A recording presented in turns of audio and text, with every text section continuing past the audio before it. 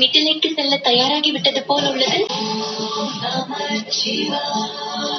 நான் மாட்டேன், நீ கூறு. என்னவாயிற்று? நீங்கள் அனைவரும் இங்க என்ன செய்கிறீர்கள்? அம்மா, எங்கள் அனைவருக்கும் ஒரு ஆசை. செல்வதற்கு முன்னால் உங்கள் கைகளால் செய்து ருசியான உணவை சாப்பிட வேண்டும் என்று நாங்கள் சாப்பிட்டு இருக்கிறோம். ஆனால் இவர்கள் உங்கள் கையால் செய்த உணவை உண்டதே இல்லை. மிகுந்த ஆர்வத்தோடு வந்திருக்கிறார்கள். இங்கு வாருங்கள். முனிவர் வசிஷ்டரின் கட்டளை. வளர்பிறையில் ஒரு நல்ல நாளன்று நானும் உங்களுடைய தந்தையும் அயோத்தியின் சிம்மாசனத்தில் அமர வேண்டுமா?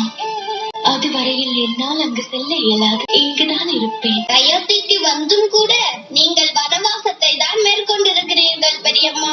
உங்களுக்கு இதுவெல்லாம் புரியாது. அயோத்தியின் மகாராணியாக என்னுடைய பொறுப்புகளை சுமக்கும் வரையில் நான் இந்த வாழ்வை வாழ்ந்துதான் ஆக வேண்டும். காலம் நம்மை எங்கெல்லாம் அழைத்துச் செல்கின்றதோ அங்கு செல்வதுதானே வாழ்க்கை.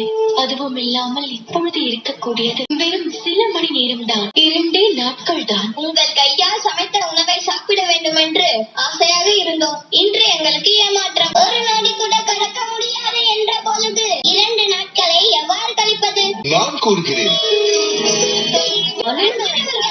இந்த குழப்பத்தை தீர்ப்பதற்கு என்னிடம் வழி இருக்கிறது. இது ஒரு அற்புதமான வழி. இதனால் பொழுது பொழுது போலவும் இருக்கும். தாய் தன் கையால் சமைத்த உணவை உண்ணும் ஆனந்தமும் 2 மடங்கு ஆகிவிடும். ஒன்று அல்ல, 2 வழிகள் உண்டு. முதல் வழி என்னவென்றால், நீங்கள் அனைவரும் லவன் குஷனோடு மிதிலைக்கு செல்வது. இரண்டாவது வழியை நானே தாய் சீதையிடம் இருந்துதான் கற்றுக்கொண்டேன். வாங்கிக் கொள்ளுங்கள். வாங்கிக் கொள்ளுங்கள். என்ன இது அனுமன் அவர்களே? இதில் பெரியம்மாவின் கை ருசி அடங்கி உள்ளதா என்ன? இது சாப்பிடுவதற்கல்ல. இதில் உங்களுக்கு பிடித்த உணவின் பெயரை எழுதுங்கள். நீங்கள் கையால் என்ன சாப்பிட வேண்டும் என்று பட்டியலிட வேண்டும்.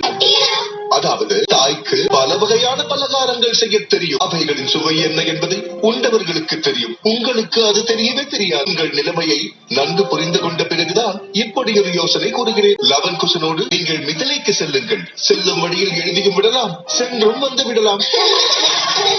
அனுமன் அவர்களே, இவர்கள் எல்லோரும் அரண்மனையில் பிறந்தவர்கள். இவர்களுடைய பசி உங்களை போல அல்ல. இதிலே என்ன? பேரண்டத்தையே வளம் வந்தாலும் சரி, உங்களை போன்ற பெரும் பட்டியலை எழுதவே மாட்டார்கள். இவர்களுக்கு ஏதாவது ஒரு உணவு இருந்தாலே போதும். வாய்ப்பே இல்லை. நாங்கள் கோசல ராஜ்யத்தின் இளவரசர்கள், அமருடைய தம்பிகளின் பிள்ளைகள். சவாலுக்கெல்லாம் பின்வாங்கவே மாட்டோம். நீங்களே பார்க்கத்தானே போகிறீர்கள். நடக்கும் விருந்து பெரியம்மா உங்களுக்கு கொடுத்த விருந்தை காட்டிலும் சிறப்பாக இருக்கும். வாழ்க வளமுடன். உங்கள் தாத்தாவிற்கு என் வணக்கங்களை கூறுங்கள். கண்டிப்பாக அம்மா. நாங்கள் மிதிலையின் மன்னரை குசன். ஒவ்வொரு முறையும் தாத்தாவை மிதிலையின் மன்னன் என்று ஏன் அழைக்கிறார்? தாத்தா என்று கூறு.